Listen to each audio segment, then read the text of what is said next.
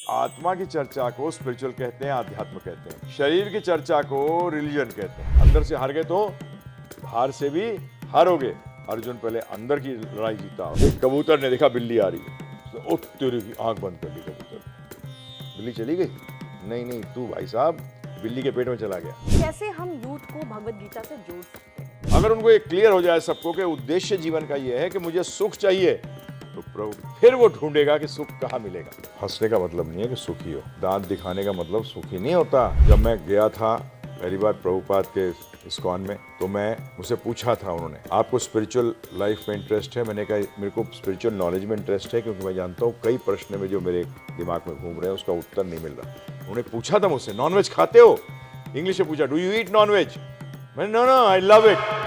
हरे कृष्णा, मैं नेहा राजपूत आप सभी का स्वागत करती हूँ धर्मा लाइफ पर। आज हमारे साथ स्टूडियो में एक ऐसे इंसान मौजूद हैं जो जब भी धर्मा लाइफ पर आते हैं, एबीपी लाइव पर आते हैं ना, हमारे सारे ऑडियंस नीचे कमेंट सेक्शन में लिखते हैं कि प्रभु जी को बोलिए और भी कुछ खास बातें बताएं। तो आज और भी खास बातें बताने आए हैं हमारे साथ गौरांग इंस्टीट्यूट फॉर वैदिक एजुकेशन के फाउंडर चेयरपर्सन डॉक्टर वृंदावन चंद्र दास जी। सर नमस्कार, स्वागत है आपका हमारे स्टूडियो में एबीपी लाइव पर, धर्मा लाइव पर। आप जब भी आते हैं ना, एक अलग सा ऑरा होता है आपका, एक अलग सी एनर्जी होती है। जो भी, चाहे वो ऑन कैमरा मैं सामने बैठी हूँ या जो पीछे की तरफ बैठे, हर कोई आपसे जो है बहुत ही ज़्यादा अट्रैक्ट हो जाता है आपकी बातें सुनने के लिए। जो है उनको लगता है कि कुछ ऐसी चीज़ें बताइए जो उनकी लाइफ में एक बहुत बड़ा चेंज लेकर आए। आज हमेशा आप जब भी आते हैं कृष्ण जी की बातें करते हैं, गीता की बातें करते हैं। बहुत ही जल्द भगवद गीता जयंती है 23 दिसंबर को, तो आज हम उसी पे चर्चा करेंगे आपसे। और जितना बात करें उतना कम होता है, लेकिन शुरुआत हम ऐसे करेंगे कि गीता के बारे में बहुत सारे लोग कहते हैं कि गीता जो है एक ग्रंथ है। तो मैं आपसे जानना चाहूंगी कि गीता एक स्पिरिचुअल बुक है या रिलीजियस बुक है? पहले तो सबको हरे कृष्णा। भगवद गीता एक स्पिरिचुअल बुक है, रिलीजियस बुक नहीं है। उसको हम संस्कृत में कहते हैं आध्यात्मिक। आध्यात्म से डील करती है। और आध्यात्म, जैसे आपने स्पिरिचुअल कहा, अगर स्पिरिचुअल को दो पार्ट में बांट दें तो एक है स्पिरिट और एक है रिचुअल। इन दोनों को मिलाते हैं तो बन जाता है स्पिरिचुअल। तो पहला वर्ड क्या है? स्पिरिट। स्पिरिट का मतलब आत्मा। भगवद गीता में भी अगर आप जाएंगे तो जब अर्जुन ने प्रश्न किया कि मेरे लिए सबसे भली चीज़ क्या है, मेरे लिए श्रेष्ठकर क्या है, मुझे क्या करना चाहिए, क्या नहीं करना चाहिए, तो भगवान ने भगवद गीता कैसे स्टार्ट करी? उन्होंने कहा कि तू शरीर नहीं आत्मा है। और आपकी जानकारी के लिए, आत्मा की चर्चा को स्पिरिचुअल कहते हैं, आध्यात्म कहते हैं। शरीर की चर्चा को रिलीजन कहते हैं। Religion divides, spirituality unites. तो भगवद गीता जो है, शुरुआत क्या है? आत्मा हो, उसके बाद भगवद गीता है। अगर आप यही नहीं जाने कि आप आत्मा हैं, शरीर नहीं है, तो मतलब आपने भगवद गीता पढ़ना प्रारंभ नहीं किया। जैसे कि गणित के अंदर अगर आपने अंक नहीं सीखे, 1 2 3 4 1 2 3 4 नहीं सीखे, तो आप मल्टीप्लिकेशन, डिवीजन, ये सब कहाँ से आएगा? तो उसका बेसिक्स जो है आध्यात्म का, वो शुरुआत यह है कि आप शरीर नहीं आत्मा है। इसीलिए ये यूनिवर्सल है। ये यूनिवर्सल है। ये किसी जाति विशेष के लिए, किसी धर्म विशेष के लिए नहीं है, क्योंकि सभी आत्मा है। उन्होंने शरीर पहन रखा है।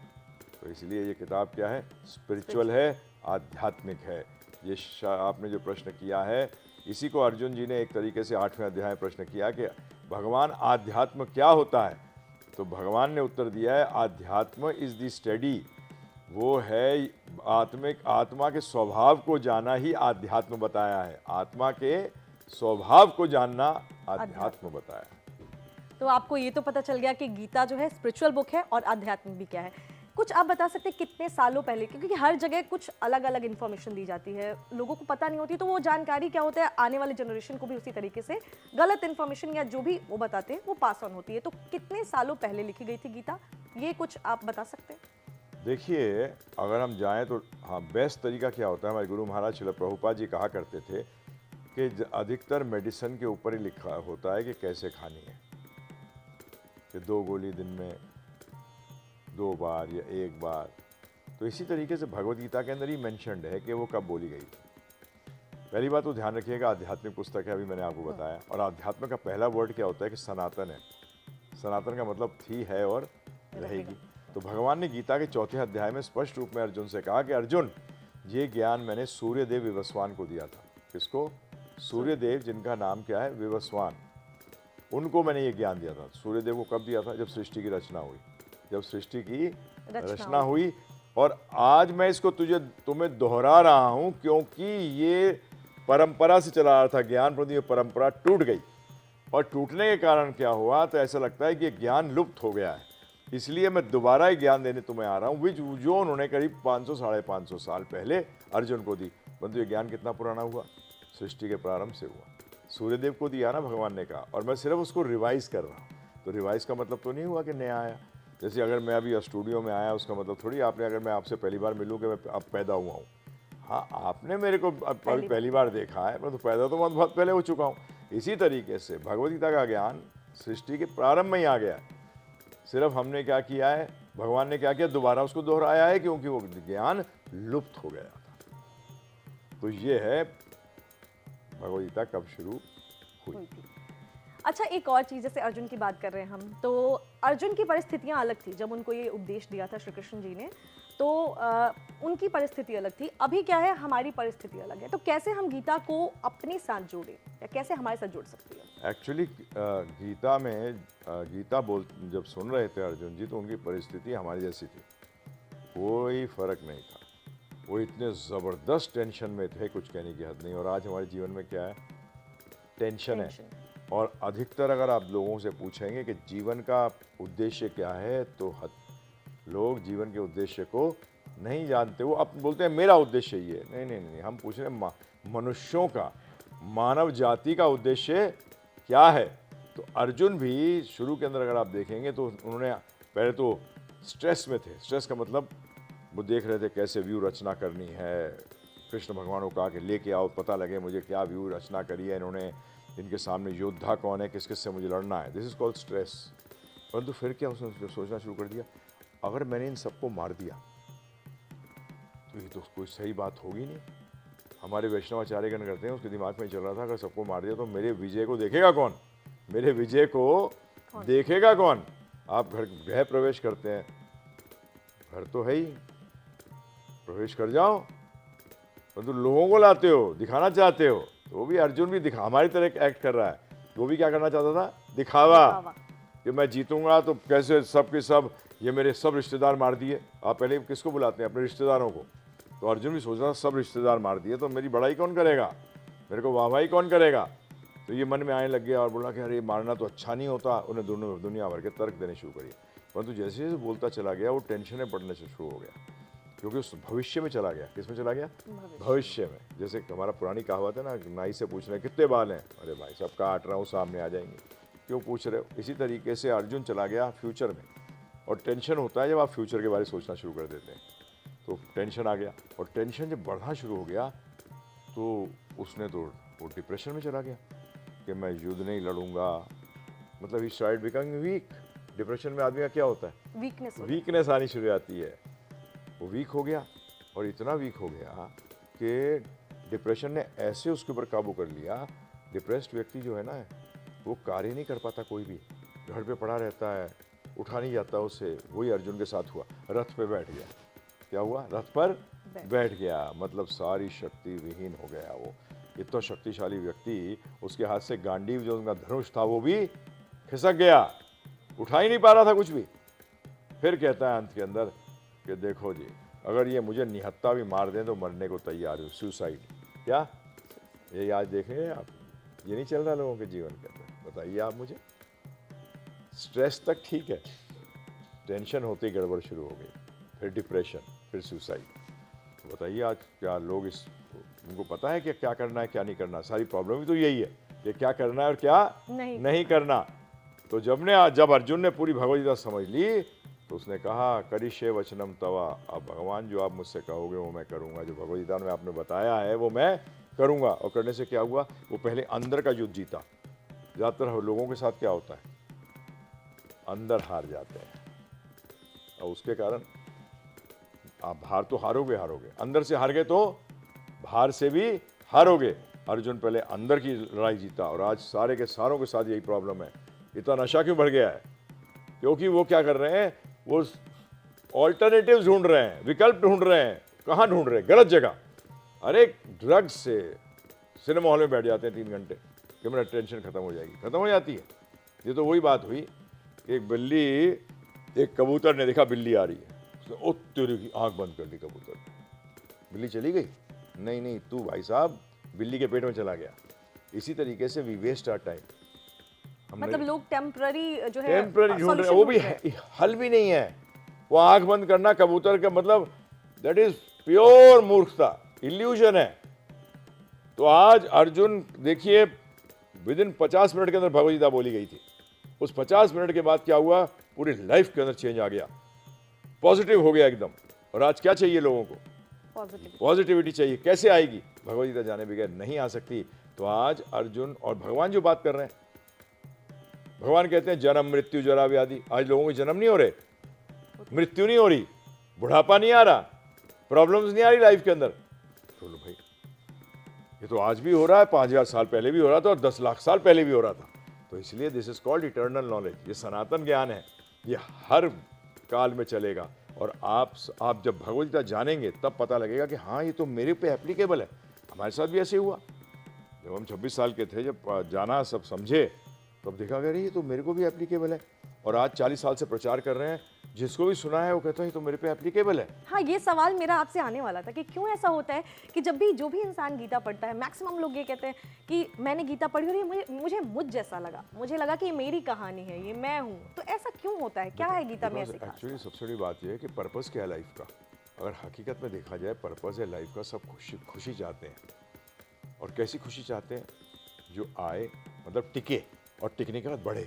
आप कैसा बिजनेस करना चाहेंगी? कैसी सैलरी चाहेंगी? जॉब कैसी चाहेंगी? जो टिके और बढ़े, है ना जी?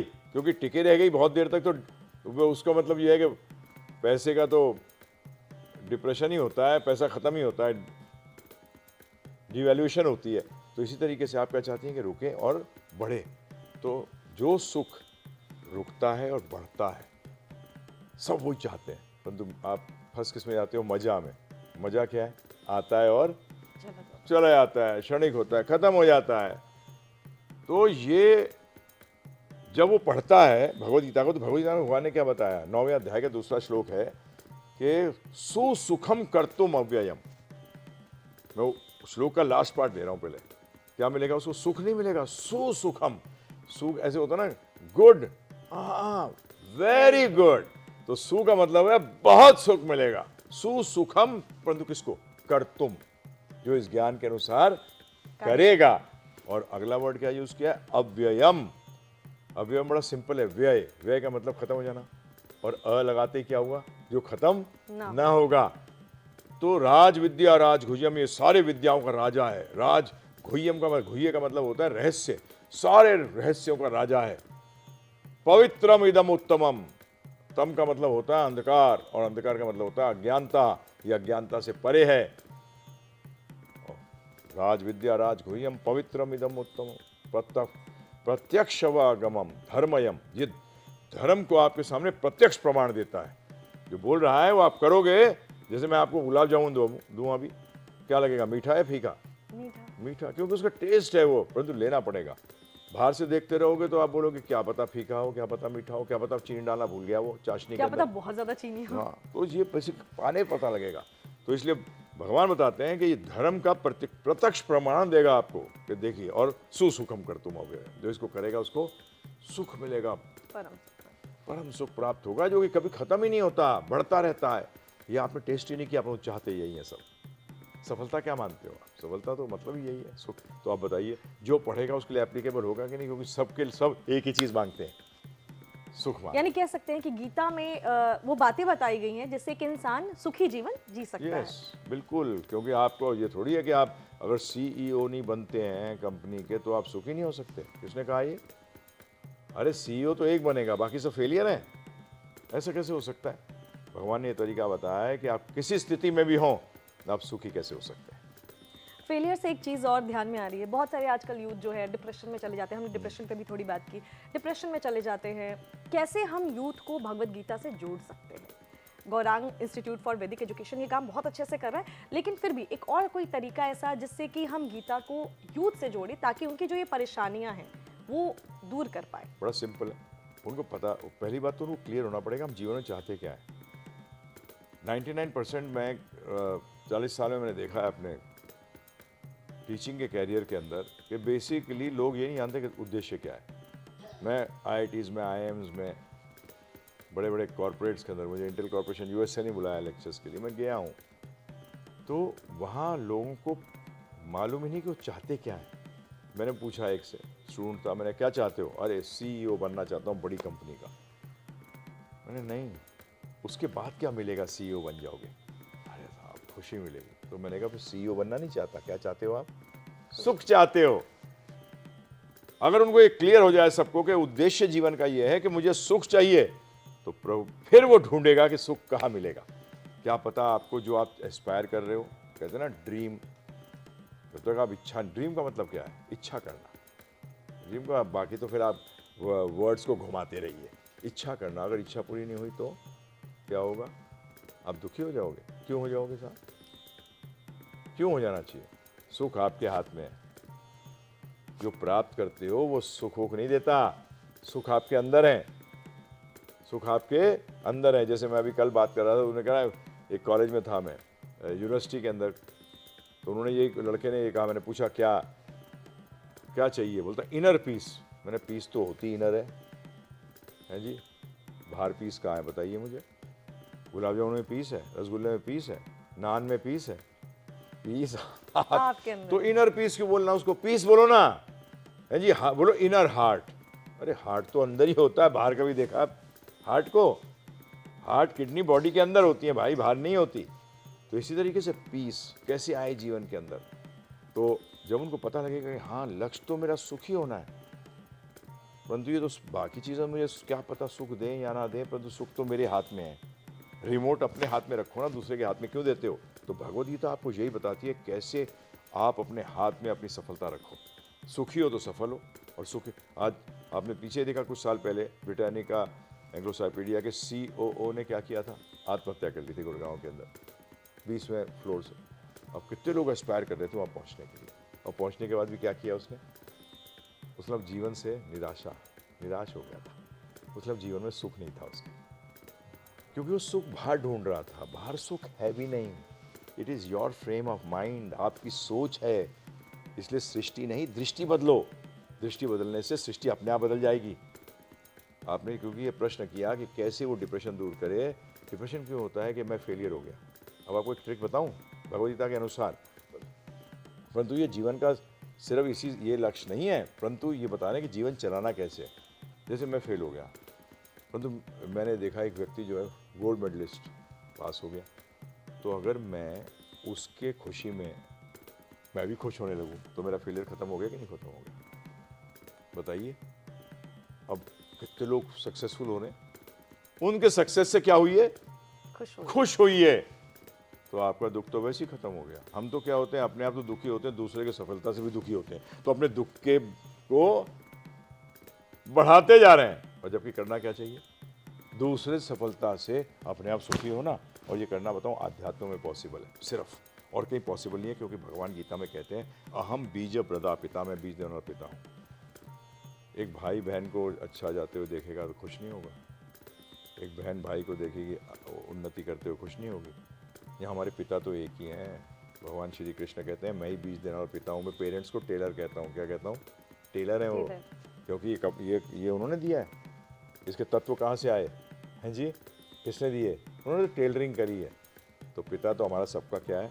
एक है। तो उसका मतलब हमारे भाई बहन सफल हो रहे हैं। क्या तो कहने का मतलब है सृष्टि नहीं दृष्टि बदलिए। जो प्रभु जी ने कहा बहुत ही अच्छी बात कही। तो दूसरों के सुख में खुश होंगे तो शायद ये डिप्रेशन भी खुश होना ऐड करो अपने में। अरे आप तो करोड़पति बन जाएंगे। कमा दूसरा रहा है, करोड़पति कौन बन रहे हैं? आप। किस पे करोड़पति? सुख में। हाँ, अभी हाल ही में मैंने एक इंटरनेट पे एक वीडियो देखी थी, उसमें एक प्रवचन ही था जो मैं सुन रही थी। तो उसमें ये कहा गया था कि आप दूसरों को हंसाइए, उसके चक्कर में आप खुद भी हंस रहे हैं, अब दोनों स्वस्थ हैं, तो दूसरों को हंसाने के चक्कर में आप भी हंसेंगे। मैं सर्विस इंडस्ट्री से हूँ। हंसने का मतलब नहीं है कि सुखी हो। दांत दिखाने का मतलब सुखी नहीं होता। समझ में आया? फिर हाँ, चक्कर क्या है कि हंस दिए तो सुखी है। एक्टर बड़े हंसते हैं, परंतु सुखी क्या है? एक होता है कि आप हंसते हैं इसलिए सुखी होते हैं। नहीं, आप सुखी होते हैं इसलिए हंसते हैं। ये चेंज करिए इसको, हंसने को नहीं तो हंसने में क्या है, पागलों को देखो आज जाके पागल खाने में। बहुत अरे सही बड़ा बात। हंसते हैं, इतनी जोर जोर से हंसते हैं। मैं उस प्रवचन वाले बाबा जी का नाम नहीं बताऊंगी यार। नहीं नहीं, मैं बड़ा मुंह फट आदमी हूँ, मैं बता रहा हूँ आपको कि पागल खाने में चले जाओ, हंसते चलिए हैं। मैं बता देती हूँ, रामदेव बाबा को मैंने सुना था ये बोलते हुए कि आप दूसरों को भी हंसाइए, आप खुद भी सुखी हंसें। करिए उनको सुखी करिए, उसको बीज में जाइए कि वो खुश हों, तो खुश होंगे तो एक अलग किस्म की हंसी निकलेगी, खिसियाने वाली नहीं हंसी निकलेगी, असली असली अंदर से आएगी वो। सुखी हो आप, यू आर सेटिस्फाइड, पीस है जीवन के अंदर, अभी किसी के साथ कंपटीशन नहीं है, कुछ नहीं। आप वो लाइफ जिनका आपने नाम लिया, मेरे ख्याल से उनको भी कंपटीशन है, 5,000 से 10,000 करोड़ का टर्नओवर आ जाए। नहीं, जो आदमी रियली खुश होता है उसे किसी से कंपटीशन नहीं होती है, किसी से नहीं, और उसको एक्सटर्नल चीज़ें खुश नहीं करती, एक्सटर्नल चीज़ को जानता है अपनी खुशी के लिए कैसे यूज़ करे। मज़ा तो जब है ना कि जेब में 10 रुपये हों फिर भी कॉन्फिडेंस 1,000 करोड़ वाला जो घूम रहा है उस जैसा हो, मज़ा नहीं है जब। असली तो मज़ा वो है कि कम में ही आनंद मिले। जो दूसरा व्यक्ति पता लगा शराब पीता है, जाके जब उसको आनंद मिलता है, मेरे साथ होता था कॉलेज में, मेरे को फ्रेंड्स कहते थे पीता क्यों नहीं है तू, मैंने क्यों पीते हैं, बड़ा मज़ा आता है, मैंने वैसे ही मज़ा आ रहा है मुझे। अच्छा, मैं आपसे गुरुजी आपकी पर्सनल चीज पूछना चाहूंगी। हाँ जी। मैंने आपका पहले भी इंटरव्यू किया हुआ है, ये सवाल शायद रह गया था आज बातों ही बातों में। आप जैसे आप बहुत ही सात्विक कह सकती हूँ मैं आपको, आप सात्विक है। क्या एक इंसान जब आप एक एज के बाद सात्विक, जैसे आपने सारी लाइफ देखी जो अभी हम जी रहे हैं, आपने ये सारी लाइफ देखी हुई है, तो आपका ये कहीं ना कहीं शुरू से ही ऐसा नेचर था कि आप शांत थे या फिर आप नहीं, धार्मिक नहीं। थे, या आप पहले थोड़े से ऐसे पार्टी करने वाले थे हाँ और जी, मुझे बाद में? मैं मजाकिया आदमी था। मेरे अगर कोई दोस्त सुन भी रहेंगे, मुझे पार्टी में इसलिए बुलाया जाता था, इसको बुला लो रौनक लग जाएगी, ठीक है जी।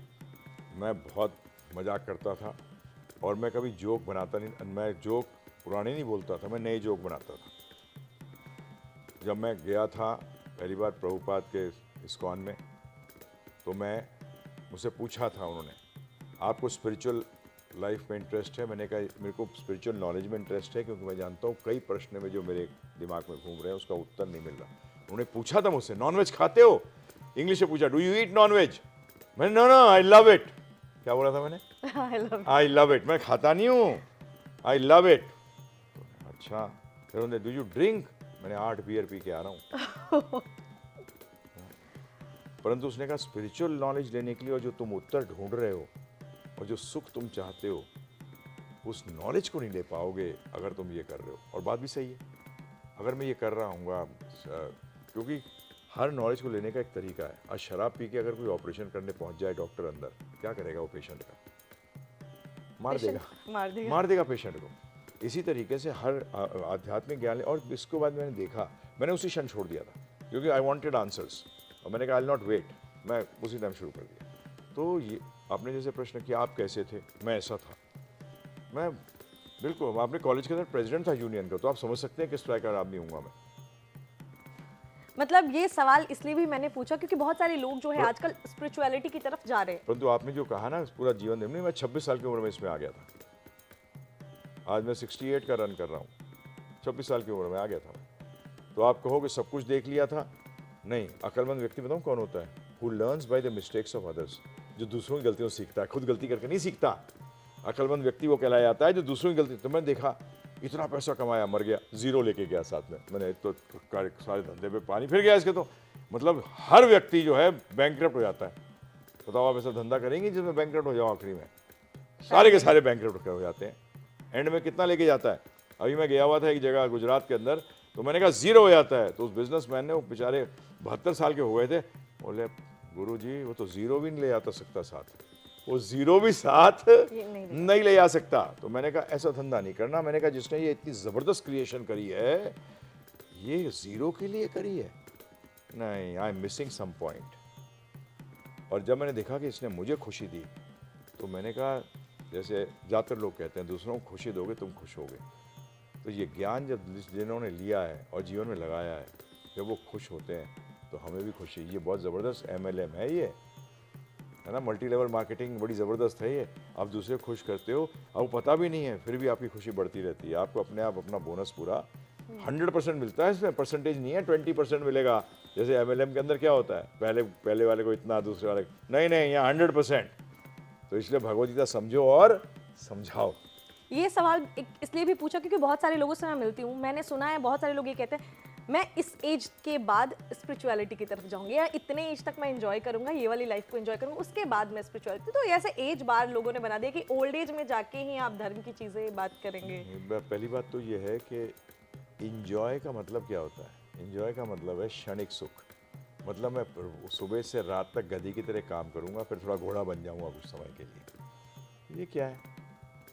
हैप्पीनेस के चक्कर में रहो, इंजॉयमेंट के चक्कर में रहो, सत्यानाश हो जाएगा। इंजॉयमेंट तो क्या होती है, आपने कभी देखोगे स्किन डिजीज हो जाती है ना, या आपने देखा होगा चोट लगी जाती है तो ब्लड क्लॉट्स आना शुरू हो जाता है, वो तो खुजाने का दिल नहीं करता।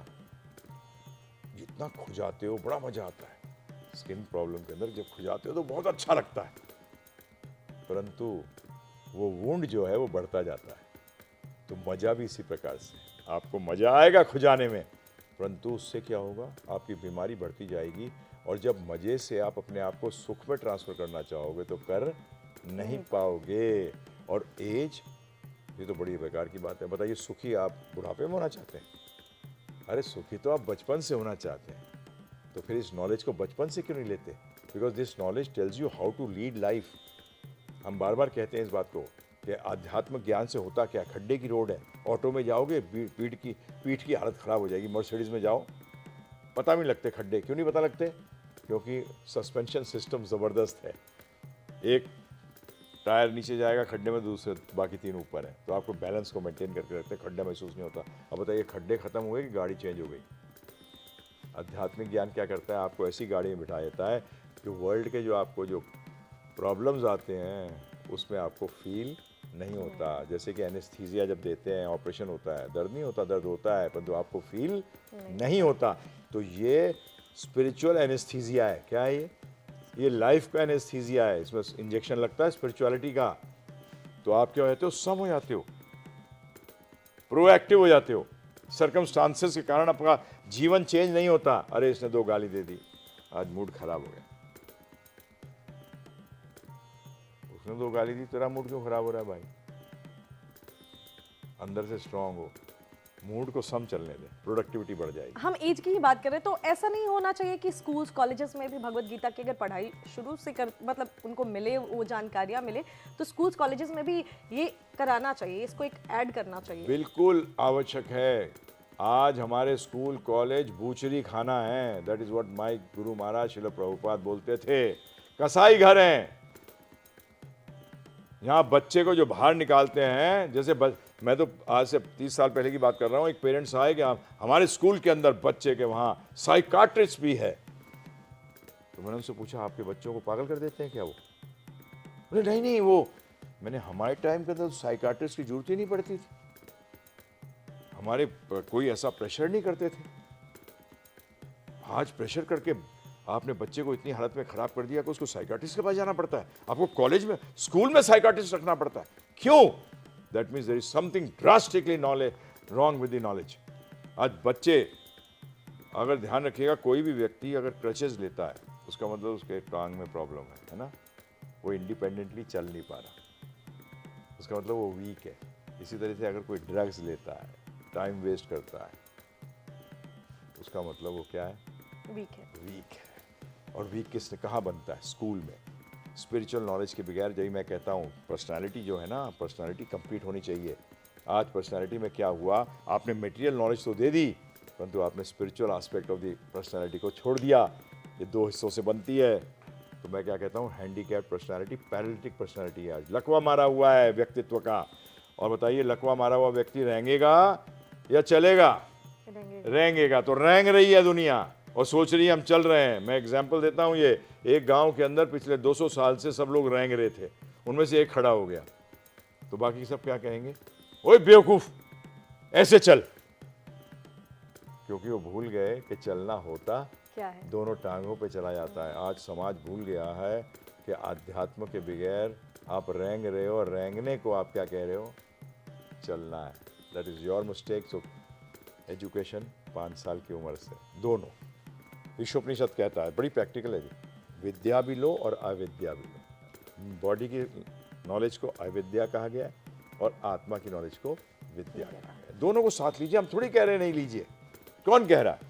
हाँ, क्योंकि कॉलेजेस में डांस की प्रैक्टिस कराई जाती है, सिंगिंग की, और बहुत सारी चीज़ें होती हैं जो बच्चों को अर्ली एज से सिखाया जाता है स्कूल में। तो अगर एक ये भी पार्ट ऐड किया जाए कि उनको स्टार्टिंग से ही बिल्कुल। स्पिरिचुअलिटी, तो शायद वो इतने वीक ना हो कि जैसे हम बोलते हैं ना कि छोटे छोटे बच्चे आजकल डिप्रेशन में चले जाते हैं या एक एज के बाद वो बहुत जल्दी गिव अप कर देते हैं। तो शायद अगर वो स्पिरिचुअल नॉलेज हो तो वो इतने स्ट्रांग हो कि अपनी टफ सिचुएशन में भी फाइट कर पाए। बिल्कुल बिल्कुल, बहुत ही आवश्यक है। This should be a part of our education system. और पहले था, माता पिता पहले गुरु होते हैं। माता पिता भगवान ना तो थे, ना है, ना कभी होते हैं। माता पिता गुरु हैं और गुरु को दोनों ज्ञान देना चाहिए। गुरु को दोनों ज्ञान। माता के पिता फेल हो गए, पहला गुरु कहाँ फेल हुआ? माता पिता के रूप में। फिर कॉलेज और स्कूल में फेल हुआ क्योंकि वही नॉलेज ही इम्पार्ट नहीं कर रही है। क्योंकि जब टीचर खुद ही टेंशन में है, बच्चों कैसे निकाल लेगा? बताओ आप मुझे। जब मैं ही आज गरीब हूँ, मेरे पास एक पैसा नहीं है, मैं दूसरे को दान कैसे दूंगा? पहले आप अपने आप तो जानिए। आज बच्चों को आपके पास टेंशन है, आप पास ऑन क्या करते हो? टेंशन। हमारे पेरेंट्स हमें क्या पास ऑन करते हैं? उनके पास क्या है धरोहर के अंदर? टेंशन। तो आपको विल में क्या देते हैं लिखकर? तू और टेंशन ले। आध्यात्मिक ज्ञान दीजिए। भगवत गीता का ज्ञान आध्यात्मिक है, वो हिंदू नहीं है, क्रिश्चियन नहीं है, मुस्लिम नहीं है, ध्यान रखिएगा। ये स्पिरिचुअल ज्ञान है, ये ज्ञान आत्मा का है। यानी इसका किसी भी जाति धर्म से कोई अरे कनेक्शन कोई लेना देना नहीं है, कोई लेना देना नहीं। क्योंकि हाँ, एक स्कूल में तो बहुत सारे धर्मों के लिए बच्चे आते हैं, तो आने दो। मैं तो ये कहता हूँ, अगर इसमें भी झगड़ा है ना, तो लेट मुसलमानों को कुरान सिखाइए स्कूल में, सिख को गुरु ग्रंथ साहिब सिखाइए, क्रिश्चियन को बाइबल सिखाइए, और जो सो कॉल्ड हिंदू हैं, एक्चुअली हिंदू कोई धर्म नहीं होता, हिंदू का धर्म है सनातन धर्म, उनको सनातन धर्म सिखाइए, कुछ सिखाइए तो। ठीक है। स्कूल में तो देखते हैं कब से ये शुरुआत होती है। हालांकि आपका जो इंस्टीट्यूट है वो बहुत अच्छी तरीके से काम कर रहा है, लेकिन अगर हम रोज़मर्रे की बात करें, जैसे माता पिता को हमने बोला, तो जो लोग ये वीडियो देख रहे होंगे, अगर उनको रोज़मर्रे की अपनी ज़िंदगी में, मतलब डेली लाइफ में किसी भी तरीके से भगवत गीता को ऐड करना है, उनके किसी श्लोक को ऐड करना है, क्या वो चीज़ वो ऐड करें कि भगवत गीता पूरी तरीके से, क्योंकि हर दिन पढ़ पाना पॉसिबल नहीं है, माता पिता आजकल सब वर्किंग होते हैं, तो उनके लिए भी क्या ऐसी चीज़ है जो भगवत गीता से वो ले सकते हैं और अपने बच्चों को भी पास ऑन कर सकते हैं? देखिए, ये इस तरीके से हुआ जिसने कभी नंबर्स को नहीं जाना और उससे कह रहे हो कि मल्टीप्लाई कर। बताइए, अंक जाने बगैर वो गुनाह कर सकता है? नहीं कर सकता। उसको पता ही नहीं कि गुनाह होता, किसका गुनाह किससे करूं। गुनाह शब्द जान गए। तो इसीलिए हम सबसे अनुरोध करते हैं, हमारा एक 13 घंटे का कोर्स है। 13 घंटे कोई मुश्किल चीज़ है? बिल्कुल आराम से सुन सकता है। और मेरी गारंटी है, हम गारंटी करते हैं कि बार सुन लीजिए, भगवत गीता का बेसिक्स क्लियर हो जाएंगी। फिर आप कोई श्लोक, एक्चुअली कोई श्लोक तज्य है ही नहीं भगवत गीता का। एवरी श्लोक इज इम्पॉर्टेंट। अब मैं अगर किसी श्लोक को कहूँ ये लगाओ, तो ये मेरा जो है ना भगवत गीता के प्रति अपमान होगा। कि उनके, हमारे गांधी जी ने भी तो कहा है कि जब मुझे कोई प्रॉब्लम आती है तो मैं कोई भी श्लोक खोल देता हूँ भगवत गीता, उसमें मुझे आंसर मिल जाता है। And it is a fact. आज भी अगर आप चाहें तो ये कर सकते हैं कि आपको कोई टेंशन कुछ ही चल रही हो ना, अभी भगवत गीता मंगवा लेते हैं और ऐसे खोल देना बस, और मैं बता दूंगा उस श्लोक के अंदर आपके प्रॉब्लम का हल निकल आएगा। Because it is complete knowledge. Problem का हल नॉलेज में होता है, बाहर नहीं होता, ज्ञान में है। और वो ज्ञान कौन सा वाला? ऐसा ज्ञान नहीं करो कि पता लगा कि आग लगी हुई है घर में और पता लगा आप पेट्रोल टैंकर ला के और डाल रहे हो पेट्रोल उसके ऊपर। ये आजकल कर यही रहे हैं। डालना चाहिए आग देख के, कौन सी आग है, पानी या कार्बन डाइऑक्साइड, क्या डालना है उस पर, वो डालिएगा। परंतु बेसिक फैक्ट ये है कि हम लोग उस पर ईंधन मत डालो। आग लगी है तो ईंधन से दूर रखो। और आज हम प्रॉब्लम को हल करने जाते हैं तो उसमें और प्रॉब्लम डाल देते हैं, तो और जोर से जलती है, क्योंकि आपको हल नहीं मालूम। तो इसलिए भगवत गीता के लिए givegita.com पे जाइए, GIVEGITA.com पे जाओ। 13 घंटे में हम पैसे चार्ज नहीं करते। मैं जानता हूँ अगर मैं पैसे चार्ज करते तो आप भी इसको भी काट देते कि नहीं यार पैसे कॉमर्शियल थोड़ी है ये, और बिल्कुल फैक्ट है कॉमर्शियल नहीं, हम बिल्कुल ऐसा नहीं करेंगे। हमें इवन डिस्क्रिप्शन बॉक्स में आपको लिंक मिल जाएगा, अगर आप सुनना चाहते हैं तो वो आप ज़रूर सुनिएगा। डिस्क्रिप्शन बॉक्स में आपको लिंक मिलेगा।